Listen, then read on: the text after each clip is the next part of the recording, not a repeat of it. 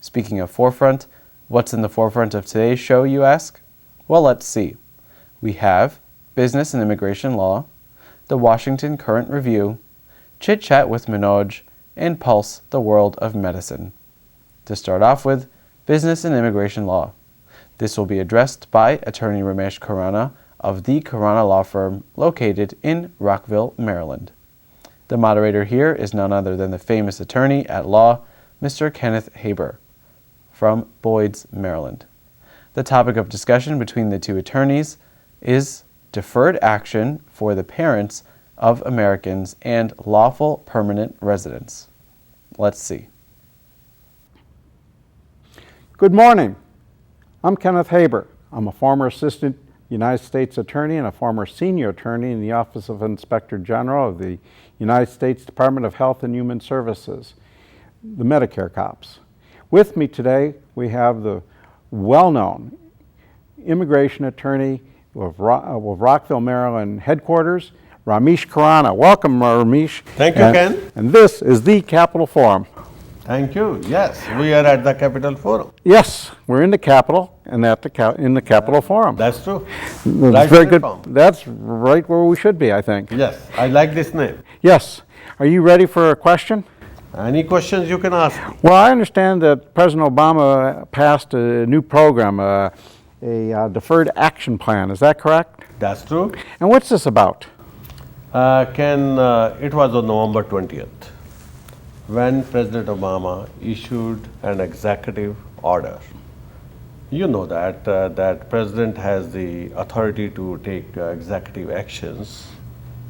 Of course, he cannot make immigration laws because immigration laws are to be made by the Congress. But he can always use executive power to implement certain programs. And when we are talking about deferred action, now deferred action is a kind of administrative relief which has been around in the immigration context.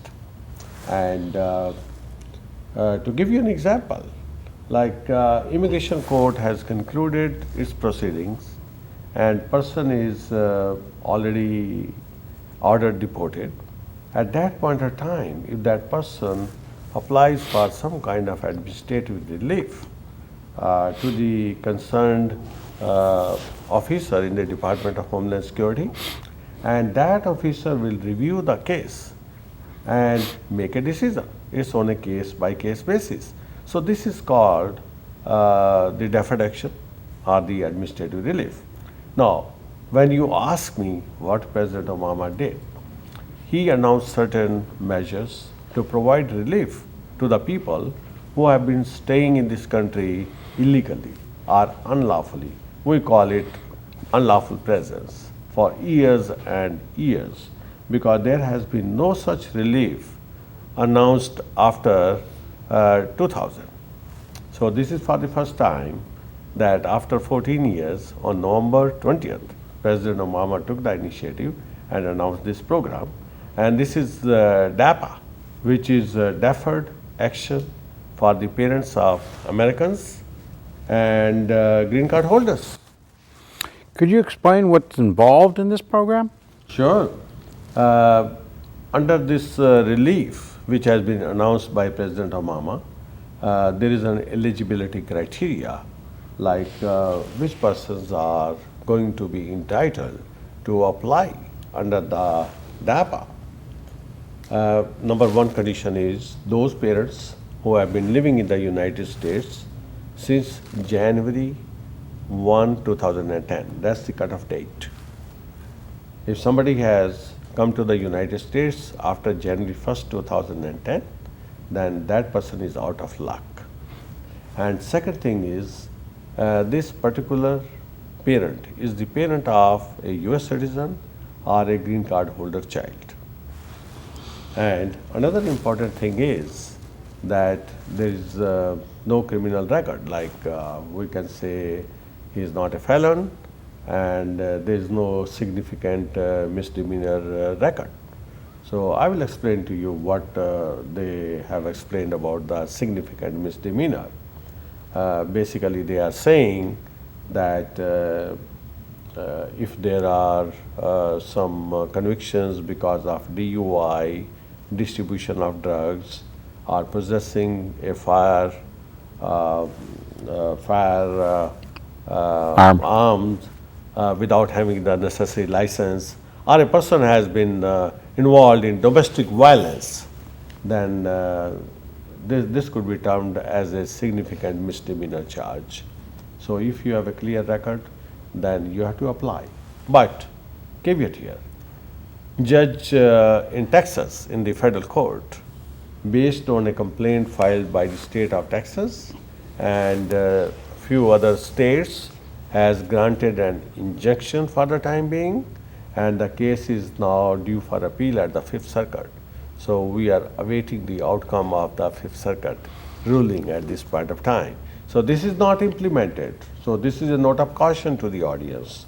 At this point, immigration attorneys should not be accepting any applications under the DAPA program, because there is no application at this point available what kind of form is to be used, and it cannot be filed with the USCIS because USCIS is not accepting any application. And the Fifth Circuit is rather conservative, so they'll probably go along with the executive branch, I would imagine. No, you're right. This is what we are anticipating. Yes. How would a person prove that they're eligible for the DAPA program? That's very interesting. Now, I would like to advise the audience, or especially the parents who are going to be eligible under this program, at the start working and assembling the documents which are required.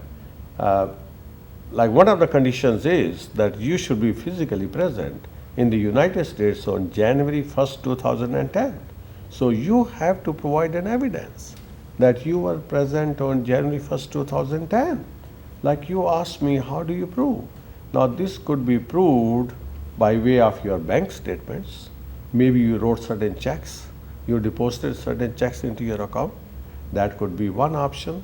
Second could be your lease deed, like you are leasing an apartment and you are paying rent for that. And third could be even your medical records. And fourth could be your tax returns, if you are filing your tax returns. So all these kinds of records which have a high level of reliability, only those types of documents would be acceptable. And I would even recommend, in order to support your claim that you were present on January 1st, 2010, you may like to have some affidavits from your friends and relatives. And your friends and relatives should say what kind of status they have, like they are US citizens or green card holders. They should also attach copies of their driver license. You know, it all depends upon you, what kind of evidence you want to provide. They will never tell you that this is mandatory, you have to provide this evidence, unless it's a question of providing the birth certificate.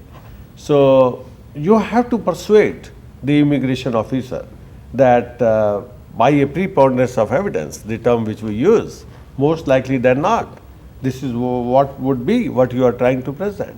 So it all depends upon you, what kind of evidence you can assemble at this point, so that you are ready to file your application under DAPA.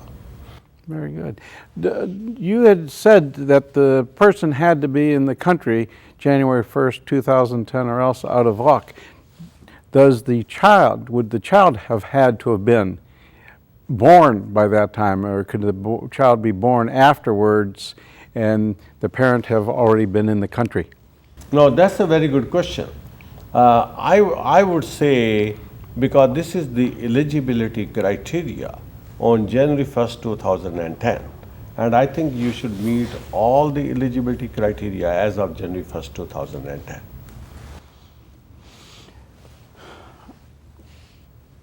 Well, I have to show my tax returns if I was in such a situation, if I was seeking it. Okay, the question you are asking is whether you have to show your tax returns to show your eligibility. The answer is no, because there is no such requirement. But if you have been filing your tax returns, here is an opportunity. This is a good piece of evidence. If you filed your tax returns in 2009, in 2008, and you are getting your pay stubs now, this is a good piece of evidence to support your claim that you have been present even before January 1st, 2010 and moving forward. And remember, if you are here on January 1st, 2010, you should not have left this country. So That's another important thing. Of course, when the people do not have legal status, they would not have left this country, because if they had left this country, they would not have been allowed to return. But at the same time, I wanted to mention this point. So you have been continuously physically present in the United States since January 1, 2010. very good. What about in the need for translations of certain documents? How does a person deal with that issue? Ken, this is very important. Now, when we are talking about immigration benefits, now most of these people have come from Latin American countries or India, Pakistan, Bangladesh, Nepal, all these types of countries.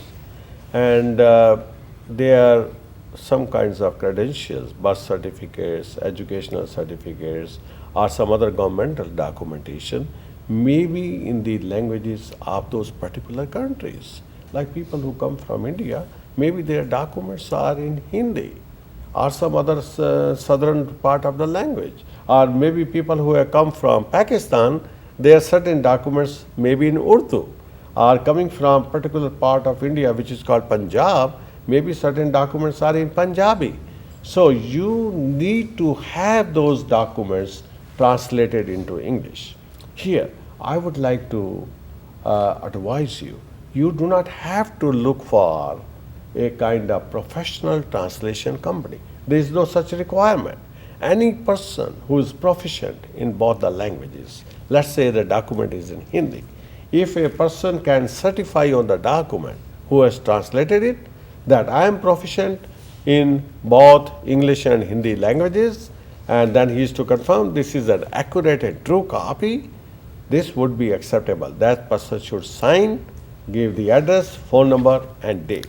This is what is required. You know, in my practice, I have seen some people would come and they would just have the translation part notarized. That is not acceptable. It's not a question of authenticating that document. It's a question of the translation. And unless that translator gives that certificate, that document will be rejected. So it's very important. This is another thing. So that in the meantime, before you are allowed to file your application, start translating those documents into English so that you are ready to file. Does the Immigration Service routinely go over the translations themselves with their own experts in the languages and make sure that they're accurate?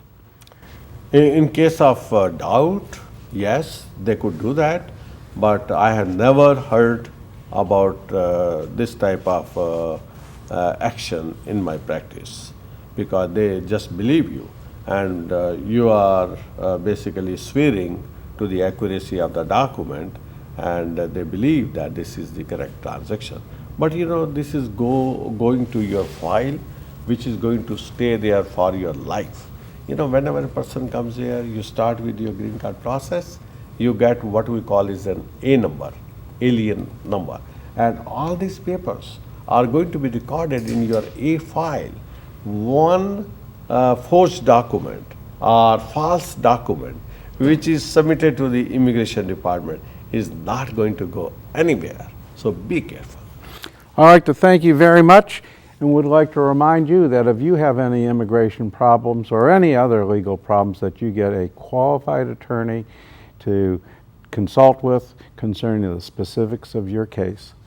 Thank you very much. Thank you so much, Ken, and I appreciate inviting me to the Capital Forum studio. I enjoyed every moment of my conversation with you. I always enjoy with you. Thank you.